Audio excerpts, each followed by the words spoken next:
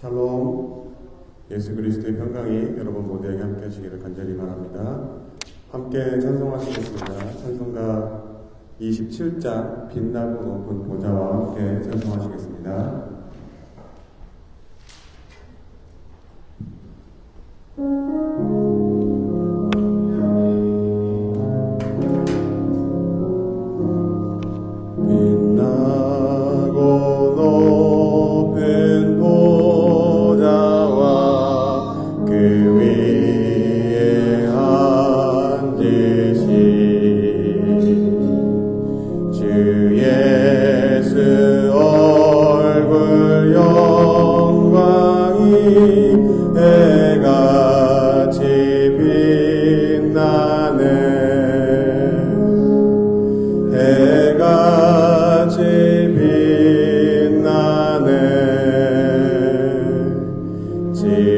지극히 높은 위엄과 한없는 자비를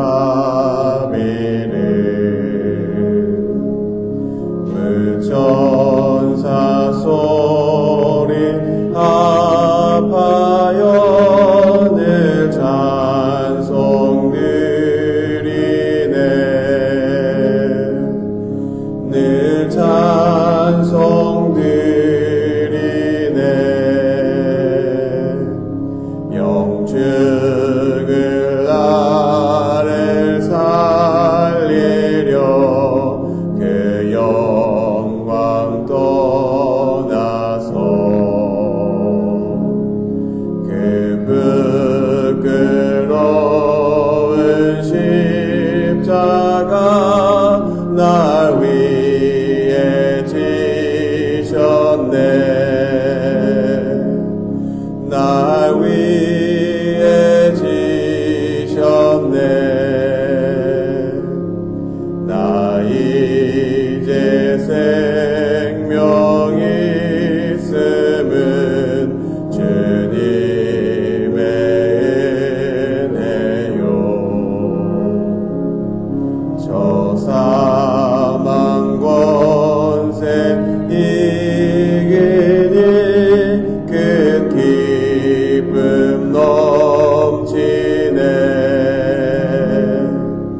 큰 기쁨 넘치네. 주님의 보좌 있는데 전한 몸 이르러 그 영광 몸소 배울 때 내 기쁨 넘치리. 내 기쁨 넘치리.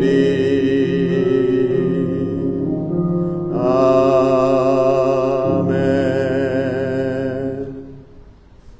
찬송 한 장 더 하시겠습니다. 197장 은혜가 풍성한 하나님을 함께 찬송하시겠습니다.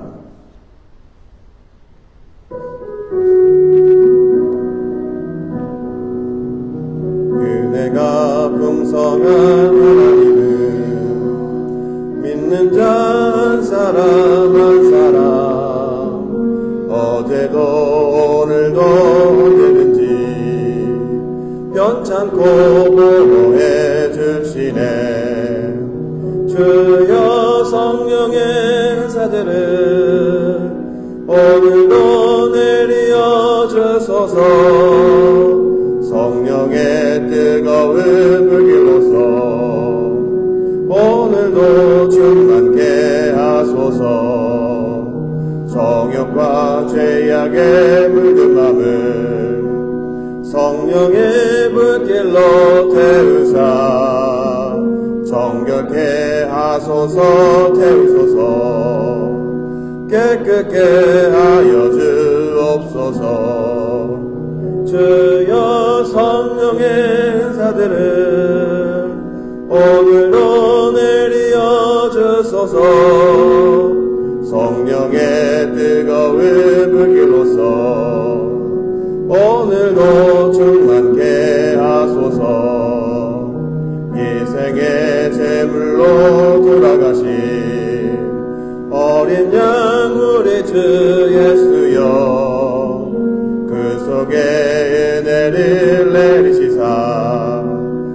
오늘도 구원해 주소서. 주여 성령의 행사들을 오늘도 내리어 주소서. 성령의 뜨거운 불길로서 오늘도 충만케 하소서. 주님의 깊으신 은혜만을 세상에 널리 전하리니 하늘의 능력과 권세로서 오늘도 입혀 주옵소서.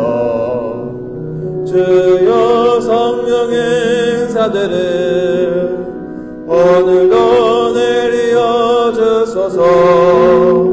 성령의 뜨거운 불길로서 오늘도 충만케 하소서.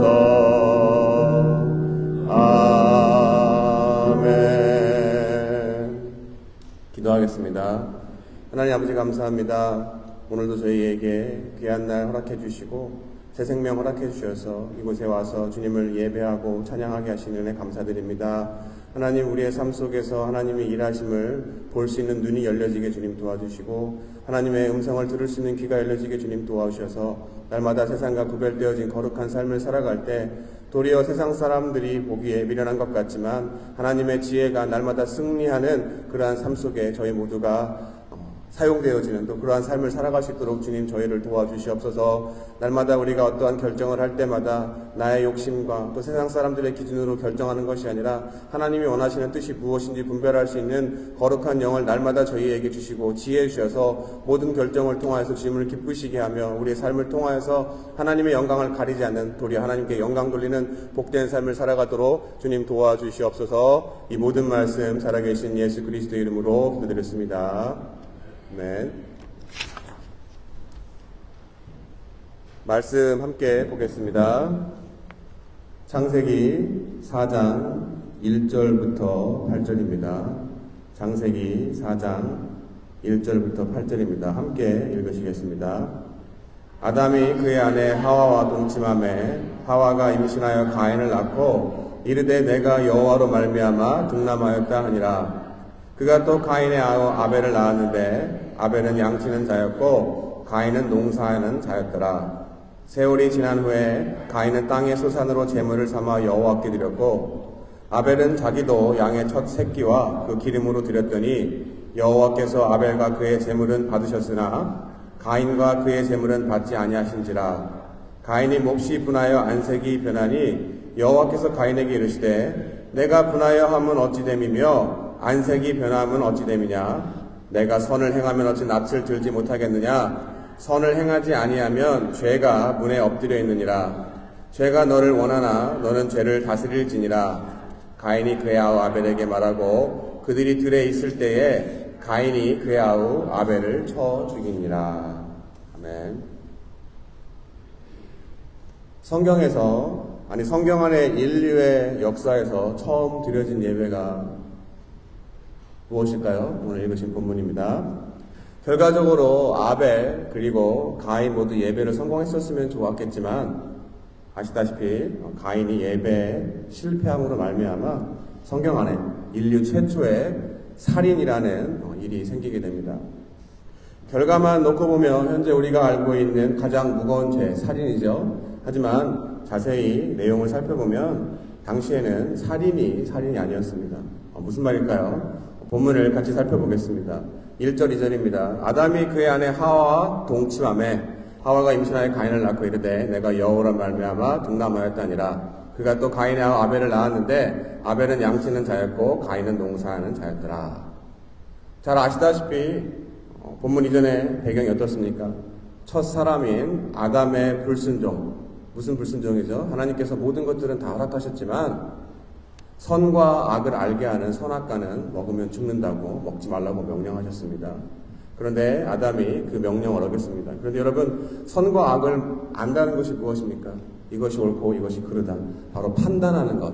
그것은 피조물인 우리가 아니라 창조주인 하나님만의 고유의 영역입니다. 그렇기 때문에 그것을 침범하지 말라고 하나님이 명령을 하셨는데 어떻습니까? 그 명령에 불순종한 결과 선악과를 먹음으로 말미암아 하나님이 말씀하신 것처럼 죽게 되었습니다. 바로 처음에 창조되었을 때 하나님과 영원한 하나님과 같이 살게 되는 영원성을 잃어버린 것, 바로 하나님과 분리되어진 우리의 육체가 유한한 존재가 됐다는 것을 의미합니다.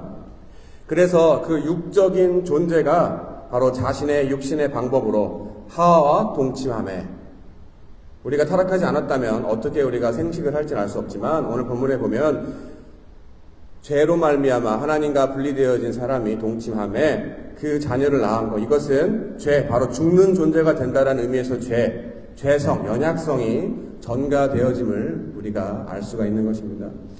그러한 배경에서 3절 4절입니다. 세월이 지난 후에 가인은 땅의 소산으로 제물을 삼아 여호와께 드렸고 아벨은 자기도 양의 첫 새끼와 그 기름으로 드렸더니 여호와께서 아벨과 그의 제물은 받으셨으나, 비록 불순종으로 말미암아 하나님과 분리되어져 유한한 인간이 되었지만, 우리가 성경에서 알 수 있지만 하나님의 형상을 따라 지음받아 이루어진 우리 피조물인 사람은 영원, 바로 하나님, 영원을 사모하는 마음을 우리 가운데 주셨다고 성경에서 밝히 이야기합니다.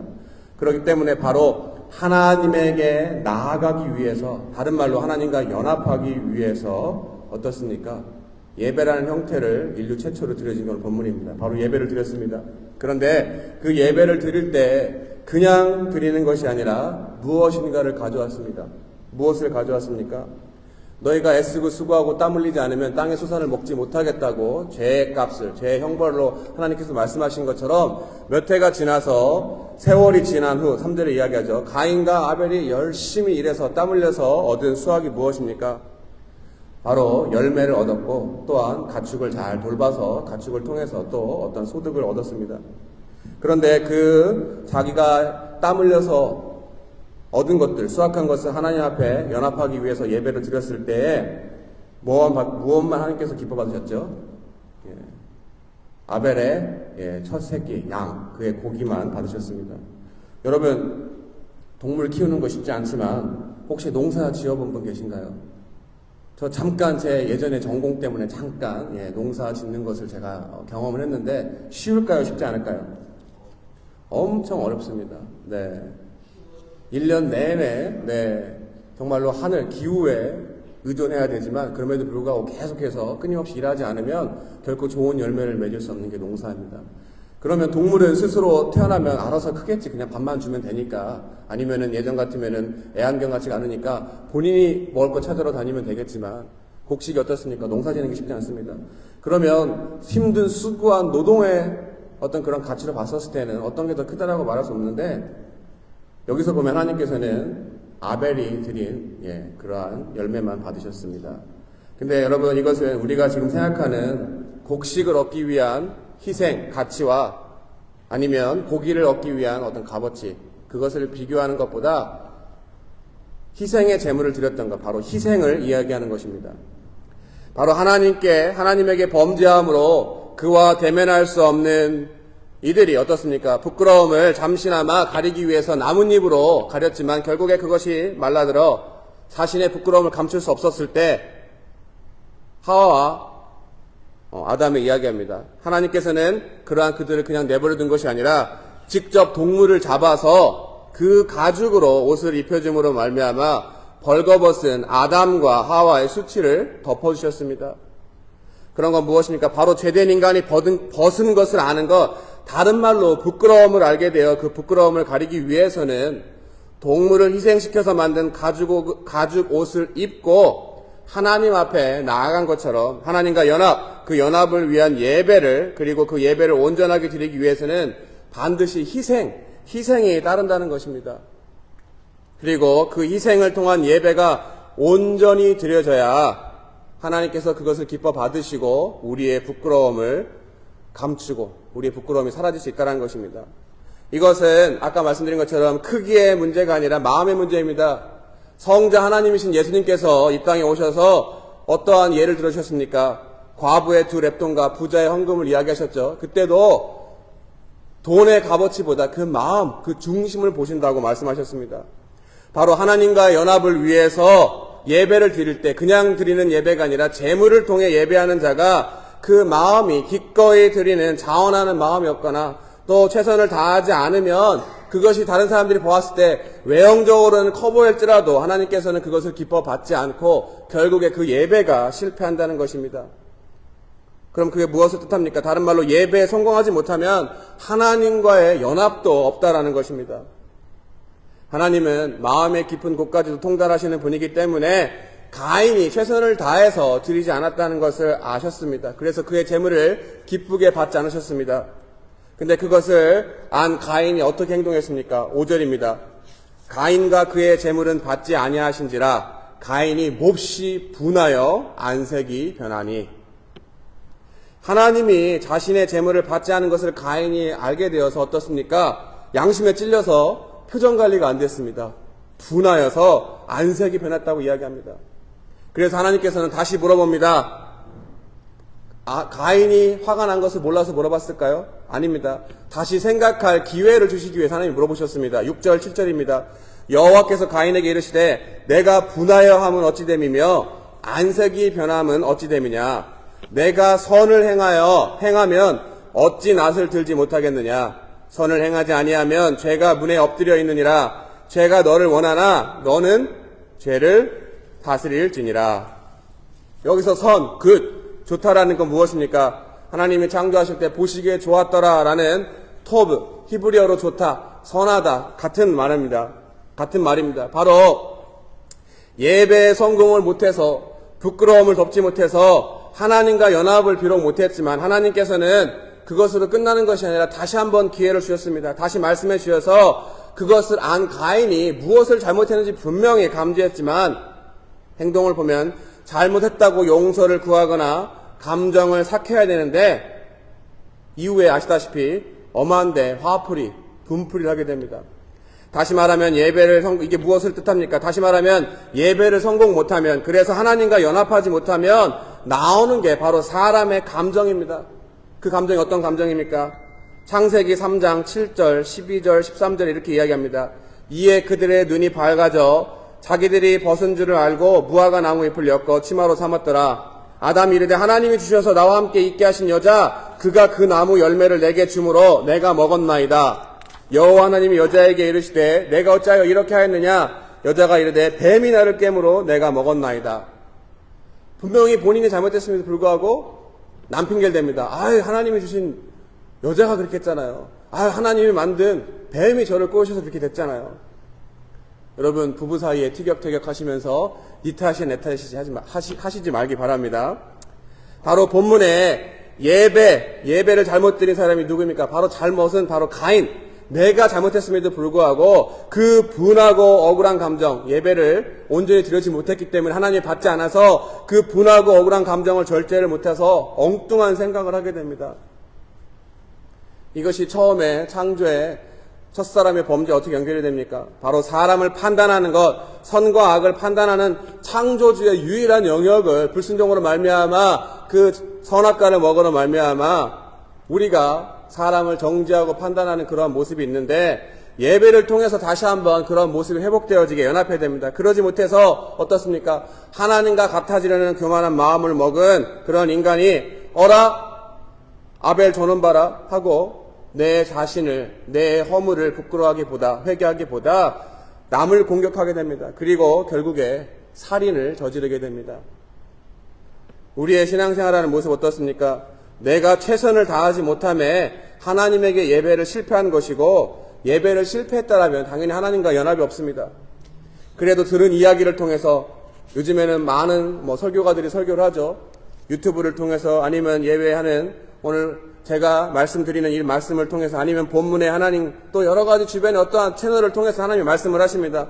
그런데 그것을 들었을 때 그나마 양심의 거리낌이 있어서 그것을 돌이켜서 내가 온전히 예배 드리지 못함을 회개해야 되는데 그 대신에 오늘 본문처럼 어떻습니까? 내가 어떻다고? 엉뚱한 아벨에게 분노를 조절하지 못해서 알면서 폭력, 그리고 그 폭력은 결국 살인을 저지르게 된다는 것입니다.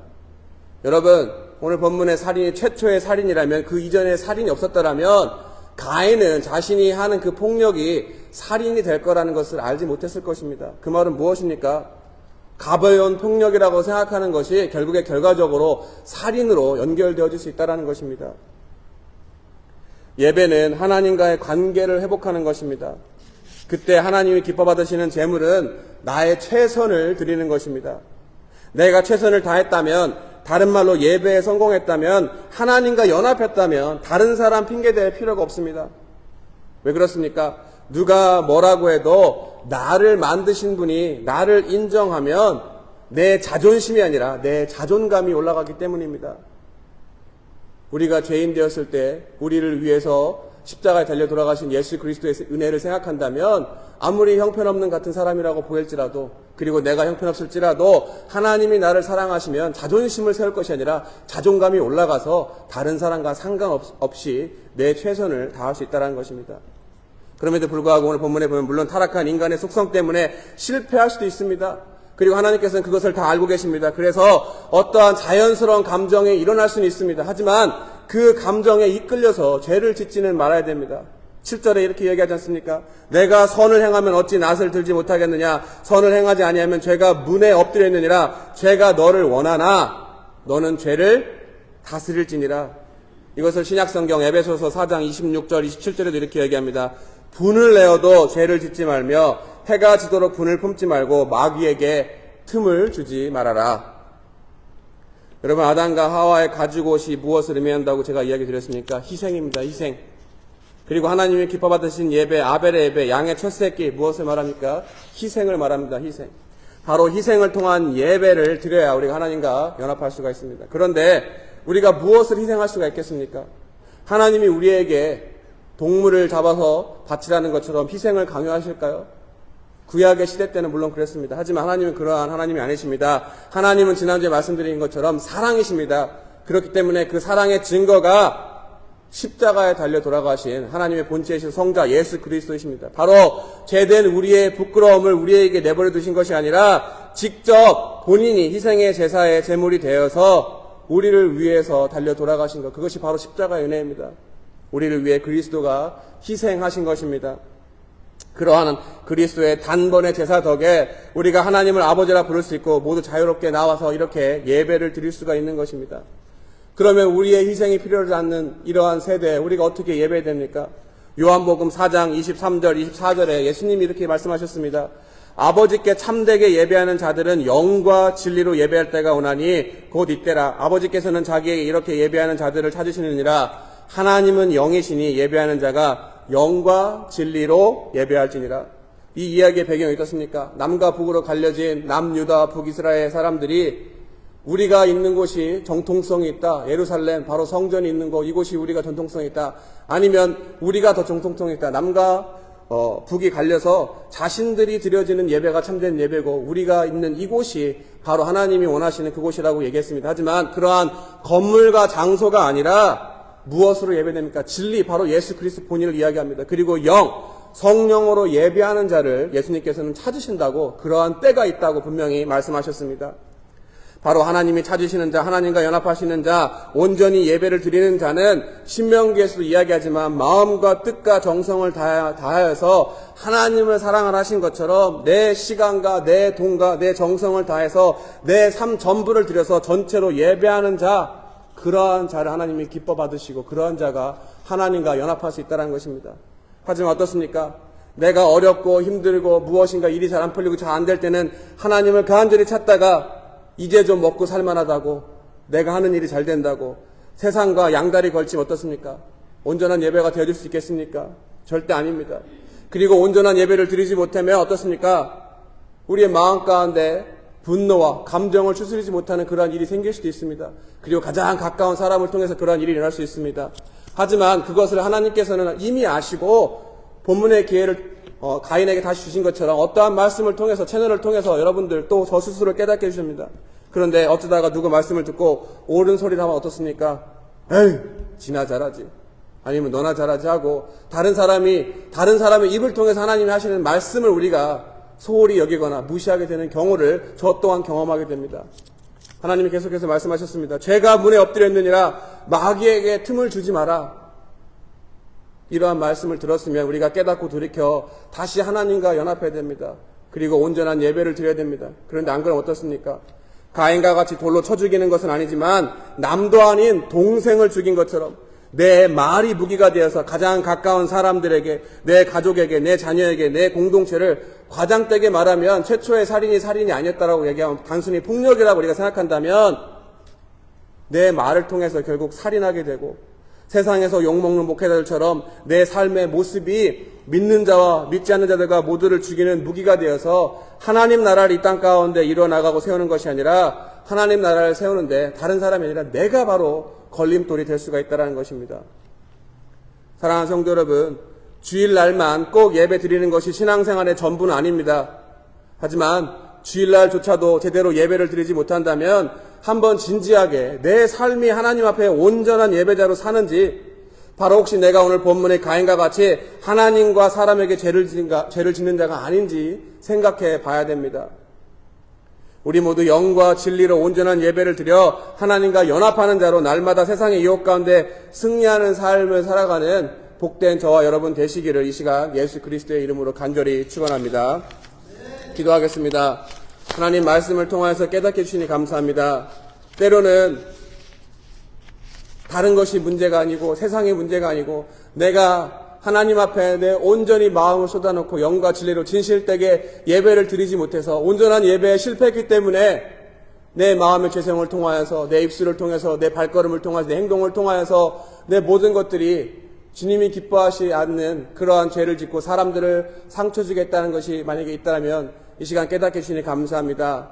다시 한번 돌이켜서 하나님 앞에 회개하고 저희를 온전케 해주시는 그 보혈의 능력을 의지할 때 다시 한번 예배에 성공하는 자로 바로 서서 하나님과 회복되어진 그 관계를 통해서 우리의 삶 속에서 비록 죄의 유혹들이 있지만 그것을 이겨내고 담대하게 살아가게 주님 도와주시고 그러한 우리의 삶으로 말미암아 많은 사람들에게 하나님 나라를 전하는데 부족함이 없는, 부끄러움이 없는 삶을 살아가도록 주님 도와주시옵소서.